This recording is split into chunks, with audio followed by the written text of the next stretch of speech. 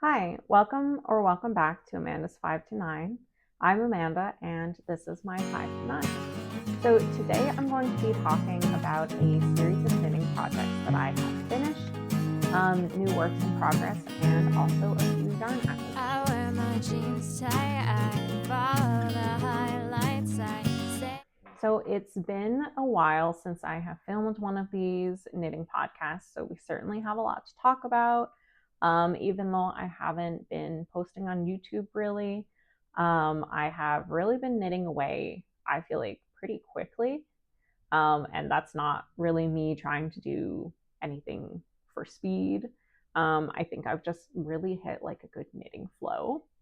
So the first thing I want to talk about today is my most recently finished object, which is what I'm calling the sheep sweater, and it's also what I'm wearing today.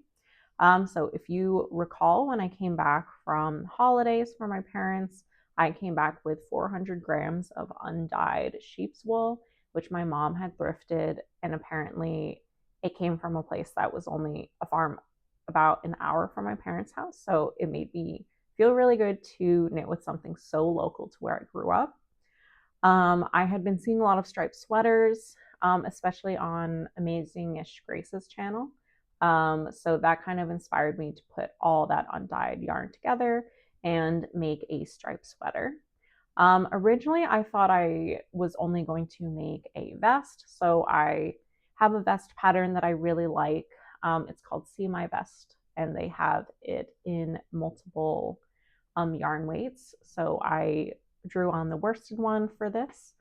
And once I finished the body of the vest, but had not yet put on the armhole ribbing, it became pretty clear to me that I had enough yarn left over to add some sleeves if I wanted to. So that's exactly what I did. So to turn that vest pattern into a sweater that fit a little bit nicer, I did add some German short rows to the sleeve here. That's something that I learned from my clematis sweater last year. So you can see this band is just a little bit thicker than the other stripes, and that's because I didn't want to change colors doing the German short rows. And the other modification I completed was to use a folded collar neckline here instead of just one by one ribbing. Ever since I learned to do this for my first Ingrid sweater, I just think it looks a lot cleaner. So if you have the yarn for it and you have the patience for it, I definitely recommend it. I took my sheep sweater out for the first time yesterday when we went to brunch, and it was a little bit warm for it, but I'm really happy with the fit. I honestly feel like, this is my first time working with a really rustic yarn, unless you count knitting for olive heavy merino. And actually, I really liked it more than I thought. I don't find it super, super itchy, but I think that does vary from person to person. Every once in a while, I would find a tiny bit of straw or hay in the yarn, and that just made me feel a lot closer to the sheep and I really enjoyed that. And I went online and I was looking at other rustic yarns, and it seems like that is not a unique experience. So I just thought that was really cute. Um, I would definitely do something like this again. I feel like I am getting a little bit better at judging how to turn a pattern or modify a pattern to make it fit my body and lifestyle a little bit better. So, very proud of this one. So, next, I want to talk about a pattern repeat. So, I recently completed my second Ingrid sweater. The first I completed in knitting for olive heavy merino for my brother in December for his birthday. And when my partner saw it, he really wanted one too. So I had a sweater quantity of Knit Picks gloss fingering in the color Captain that I had bought for another project that I just had a lot of trouble meeting gauge. So I decided to double it up and repurpose it for the Ingrid sweater and was able to match gauge that way. Gloss comes in a lot of different weights, I believe. I believe it also comes in a DK and a worsted weight. So if you are interested in using gloss for an Ingrid sweater, I think the DK weight would probably fit better, so you don't need to buy fingering and then hold it double. I do think it added a little bit of dimension to the fabric that you otherwise wouldn't get, but you do have to buy, I guess, kind of twice the amount of yarn. So, I'll leave it to your preference. I have never, this was my first time knitting a pattern for a second time. And I thought it was kind of cool to be able to apply what I learned from knitting it the first time to a second time around. So, for example, you may recall I made a pretty big mistake with my first Ingrid sweater in terms of doing just one decrease every X number of rows for the sleeve to taper it down instead of two. So then I had to kind of like do all these decreases right at the cuff, which I think was fine in terms of being able to wear it. And I don't think my brother really thought about it too much, but it's something I thought about. So it was nice to be able to kind of amend that in a second time around. The yarn for this, I've used gloss here and there before, but not for a couple years. So it was nice to return to it. It does have kind of like a glossy sheen to it, so I understand why it is named that. It's 70% merino, 30% silk, so it is, I think, one of Knit Picks nicer yarns, and I would definitely recommend it. In terms of wearability, we will see whether it starts to pill or something.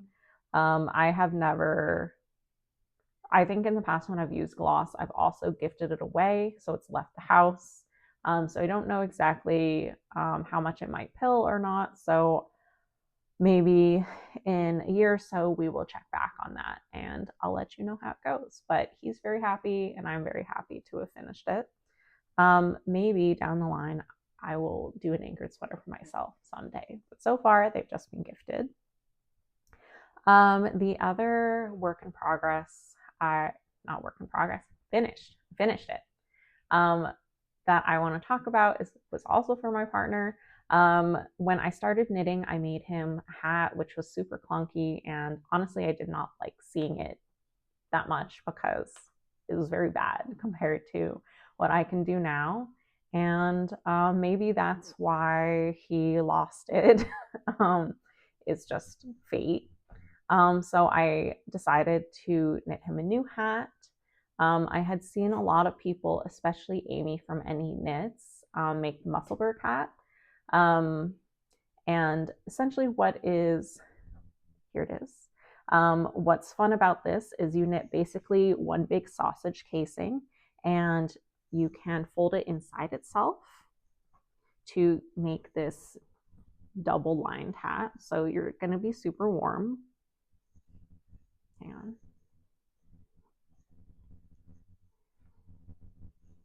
So here it is.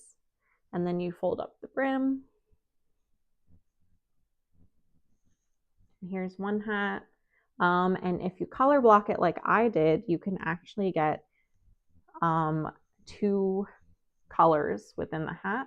So he can decide whether he wants to wear the yellow version or the orange version. The yarn here, I took partially from Stash. So the orange is Knit Picks Swish worsted, which is a superwash 100% merino yarn that I had. And then Knit Picks had a sale for High Desert Wool recently. So this is High Desert Wool in the color Chanterelle, and this is Allspice. These are more striking colors than I think I would probably have picked for myself. But I think that's why it's fun to knit for him sometimes, because he is not afraid of colors. Both of these yarns were held with a mohair because I made this right off coming from a very cold trip in DC, and I think we realized how thin some hats can be. So both of these are held with Aloft, which is Knit Picks mohair.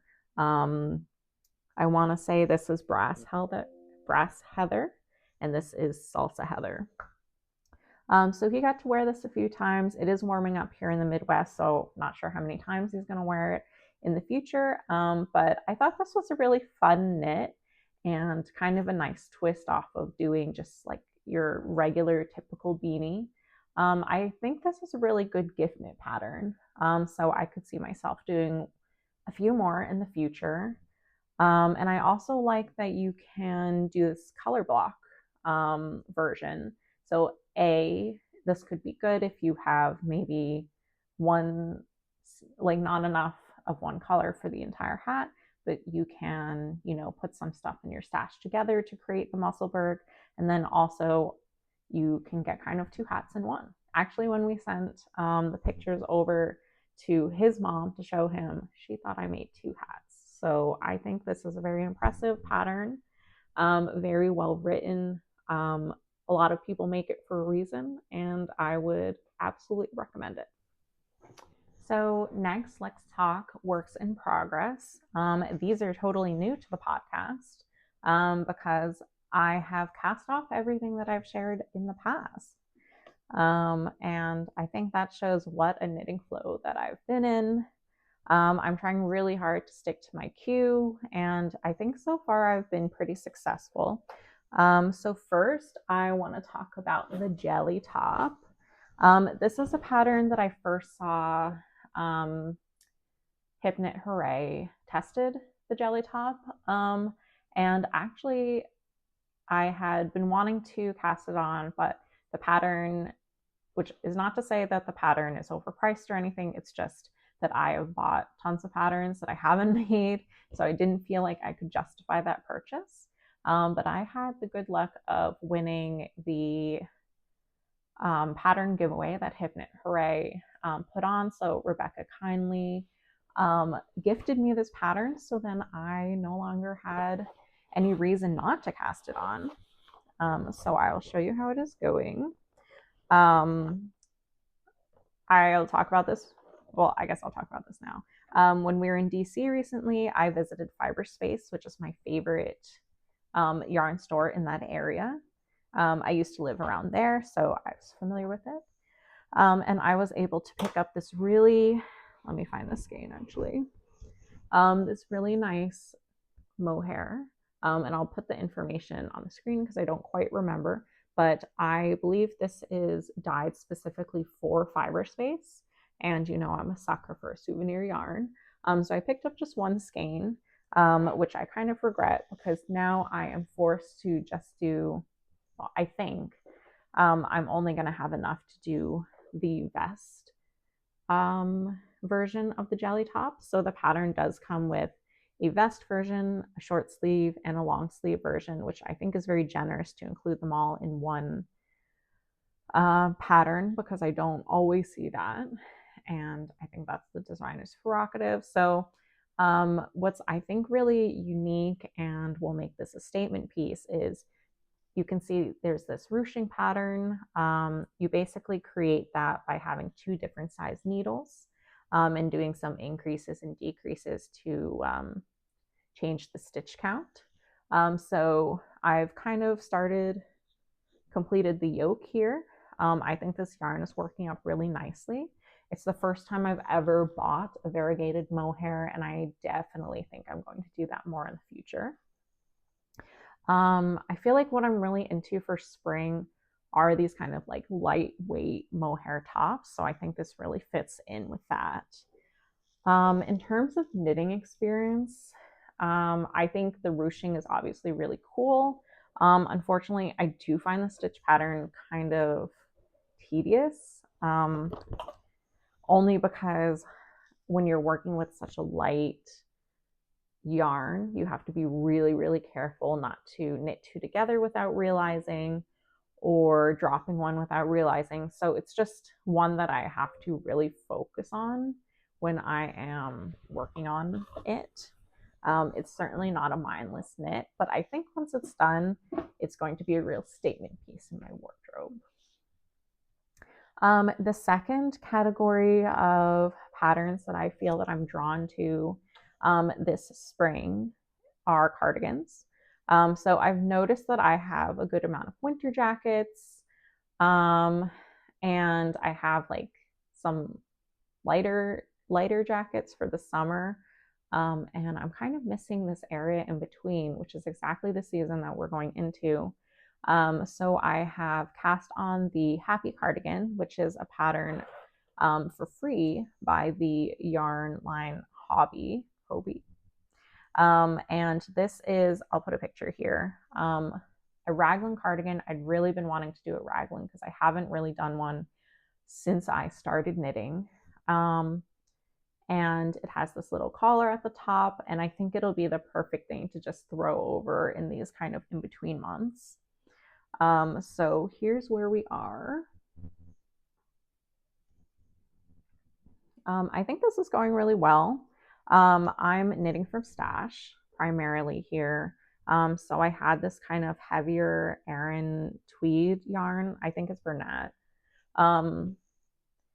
that I had thrifted, I think like 5 or 6 years ago in this really big bag. You'll hear me talk about this big bag, I think, frequently on this channel because I'm still trying to work through it.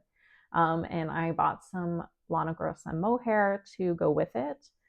So when I swatched for it, it was a little bit thicker than the pattern called for, so I ended up just sizing down.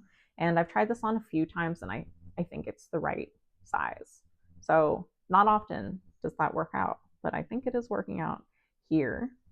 I actually wasn't sure if I was going to have enough, so I also picked up some Knit Picks Woodland Tweed, thinking it would be a good color match. I don't think I was right. So we're gonna have to see if I have enough yarn, which is the age-old question when you're working from stash. So I am about halfway through the body, and I have about 4 skeins left. My thought was that this could be used to maybe do the ribbing and the cuffs, and maybe it wouldn't be too noticeable. Honestly, they look okay on camera. I probably should have swatched it up a little bit to see. I really didn't lull because I didn't think it would change my situation. So we'll see how that one goes. But I only cast that on a few days ago, and you can already see that it's worked up quite a bit. I don't typically work with a lot of heavier weight yarn, so I think that's kind of nice. So the last thing I want to talk about today is a recent yarn acquisition. So for Valentine's Day, we went out to brunch and visited my favorite local yarn store in Indy. We actually have quite a few. Maybe I've said this before. I wasn't really expecting that coming out here, but Mass Ave Knit Shop is definitely the biggest and has the widest selection, in my opinion. Actually, I have never bought yarn there before. I think if you don't go in kind of with a game plan, it can be very overwhelming because their selection is so large. They also have a really big button selection. I have not really delved into that section of the store yet. And also other things, I think, for people who sew. I'm not very well versed in that area, so I'm not exactly sure. But you can buy like tassels and things there too, which I would say not every local yarn store supplies. So for Valentine's Day, we went there and I was able to pick up this new hand-dyed mohair. Actually, I think this is Surrey alpaca, but it's kind of like the same vibe in my opinion. This is by Ruby and Roses, who actually is a hand dyer only about an hour from here. So it's super local, and I did want to make sure that we got some local stuff that I could use before our move away from the area. This is in the colorway Stormy Shore. It's 75% Surrey alpaca, 25% silk. So this is kind of after coming off starting my jelly top, and I wanted to get some similar yarns. So originally I thought I got 2 skeins because I learned my lesson from being in fiber space. Originally I thought this was going to be another jelly top. I think we'll have to finish the first one and kind of see how it goes. The other option I have been thinking about is, I forget exactly what pattern it is, but it's kind of a long sleeve mohair top with kind of like bigger needles. So it's a little bit gappy and I think would be kind of a good cover piece. And in that colorway, I just like that it could be really moody and maybe something I could wear to concerts or something. I'm seeing Haley Williams in about a month, so I am already thinking about what I'm going to wear there. Yeah, it was not really my intent to be adding so much to my stash already in the new year. But that yarn just really spoke to me, and I have no self control, and my husband doesn't say no to me. So here we are. But kind of reflecting on that, I am planning for March to be a no buy month for um, my hobby for knitting. I got that idea from Rebecca of Hip Knit Hooray also. I feel like I've seen people do a no buy year, and I just don't think that's realistic for me. But a month I think I could do. So I did order some yarn on February 28th, but March has been clear so far. So let's hope that continues. So those are the major things that I wanted to cover in today's Yarn and Yap. As you can see, and as I've said, I've really felt like I've hit a knitting flow recently, and I'm excited to continue with some cardigans and spring and summer knits in the next couple months. I'd also like to film a video kind of looking back at my winter goals and how successful I was at staying to my plans, as well as maybe 5 or 6 projects that I plan to work on in the next couple months.